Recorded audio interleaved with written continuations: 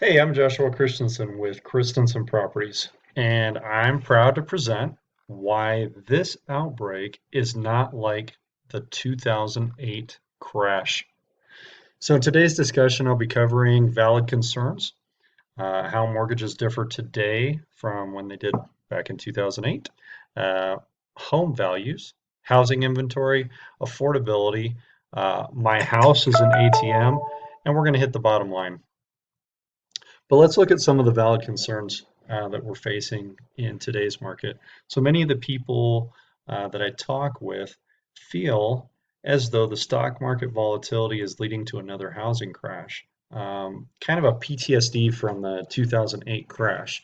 Of course, the coronavirus plays into this as well. But we actually kind of felt the same way initially until we found some data to show us why this volatility in the market is a little bit different. We're seeing people are starting to calm down and they're re-entering the market because of the data that I'm about to share with you. First, mortgages are different today than what we saw in 2006, 2008. I actually was a mortgage broker during the crash, and I can speak very highly to this. One of the things that changed during that Dodd-Frank bill that came down was that qualified mortgage guidelines were put into place, and that made it more difficult or strenuous for a person to obtain a mortgage loan. The banks have stricter guidelines that they have to adhere to, and so people actually have to qualify. They cannot just fog a mirror and have a good credit score anymore like they could in 2005, 6, 7, 8. This chart here on the left shows us that um, the mortgage credit availability shows that it was extremely high. Um, Loans were available during the housing bubble 2007 and 8. It was easy money, and that's what kind of led to this mortgage bubble. But today, there are actually fewer mortgage out there with more highly qualified borrowers because of this qualified mortgage guideline that the banks have put into place. The second thing that we look at is that home appreciation is much more stable today in the last 6 years than it was in the 6 years that were leading up to the Great Recession in 2008. See, appreciation is great. However, the temptation of easy money actually led to a massive bubble in real estate that popped in 2008 with those easy to get loans. You could fog a mirror, have a great credit score.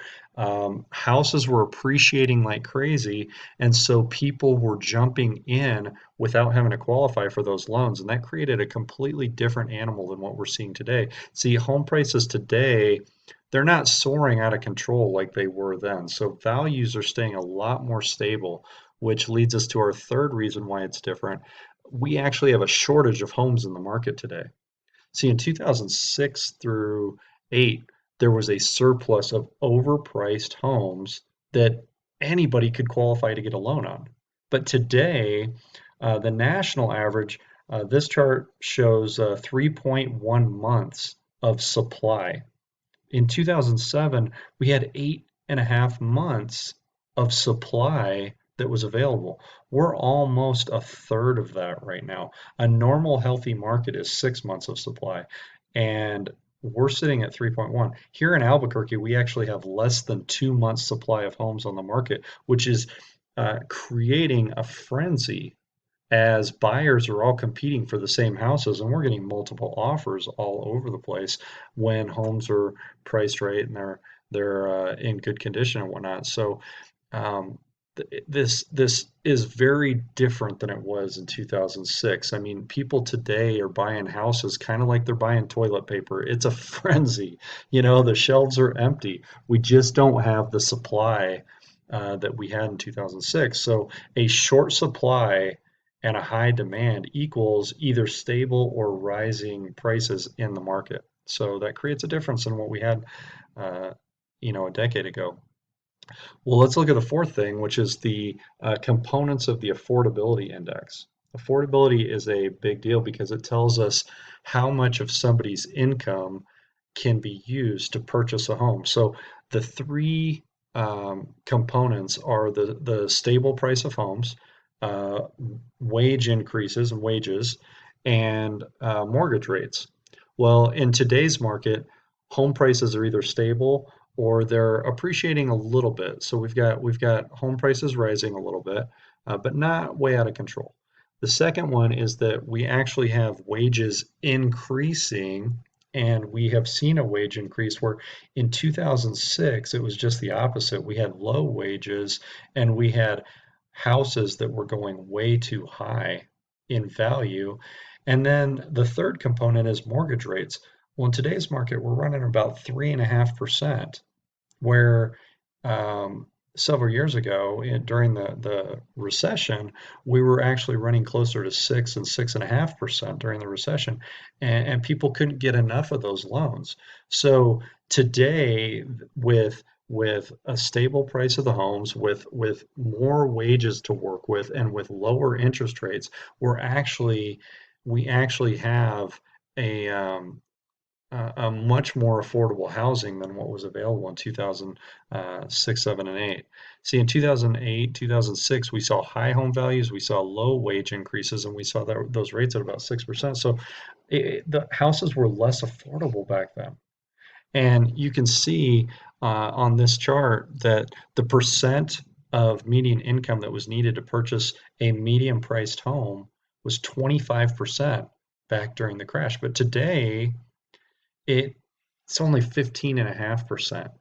It takes a lot less of a person's income today to purchase a home than it did back then. So that's a big difference. And the last thing that we're going to look at today is that 2006, 2008, people were actually using their homes like they were an ATM.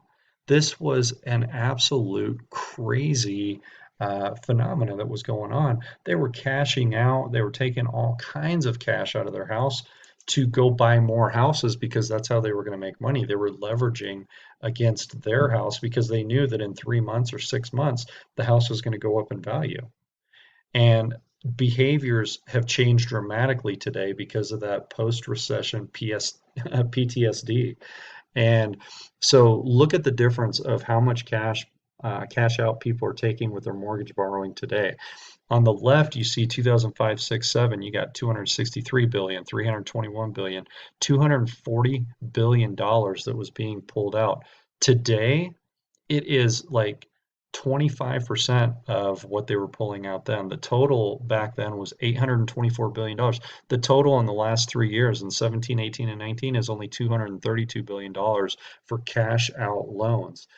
People are not pulling the amount of money out of their homes like they were, 10 years ago. So this is an amazing, amazing time where there's a whole heck of a lot more equity tied up in homes and people have more to lose today. So you can say goodbye to treating our homes like an ATM. So why do you want to listen to me? My name is Joshua Christensen. I actually come from a background in banking. I was a bank manager for several years. I ran mortgage company for several years, and for the last 10 years, I have been actually since 2008. I've been investing in real estate, but since 2012, I've had my real estate license and have been selling real estate since then. So I've got over 19 years experience in the real estate industry in varying roles, and I carry a Bachelor of Science in Entrepreneurship from Grand Canyon University. So I understand many of the different aspects of real estate, and I can help you. I've got the experience and the knowledge to be able to help you. Um, I work with Realty One of New Mexico. We are the largest brokerage in New Mexico, and we're one of the fastest growing brokerages in the US with over 800 brokers in 5+ states, and we're growing. In fact, we've got one of the most resourceful groups of real estate professionals at our disposal anytime we need them. So, what does that mean to you? It means that we sell homes and we get great results. So the bottom line is this. We know that you have some fears and some concerns in today's market with the coronavirus, with COVID-19. with what's going on in the stock market. We get it. We understand. We also recognize that this is a temporary time and the market is positioned to rebound very, very well. Fear is it comes from uncertainty. When we're uncertain about the future, it creates fear. And so the way that we overcome fear is to use information to grow our knowledge, and we starve fear with the correct knowledge. So use these charts. Look at the information, the data that we have available to set aside the emotion and replace it with logic, and we don't want to let PTSD from 2008 stop you from one of the best times in history to be involved in real estate today.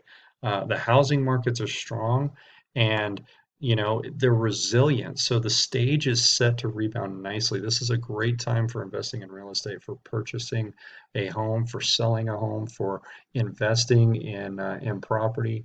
It is one of the best times. Mortgage loans are super, super cheap. And with the fear in the market, there's a lot of people out there that are holding back. So take this opportunity to take advantage of it. It's going to be a short window, and you want to be able to take advantage. So, guys, listen. Thank you so much for spending some time with me. I know you could have spent it in a lot of different ways. I value your choice. I value your time. So call me at 250-505-250-1944 or fill out a comment card on my website, christensenproperties.com. Hey, let's get started today. Let's buy some real estate. Let's sell some real estate and have a great day. Guys, we appreciate you. Have a great day.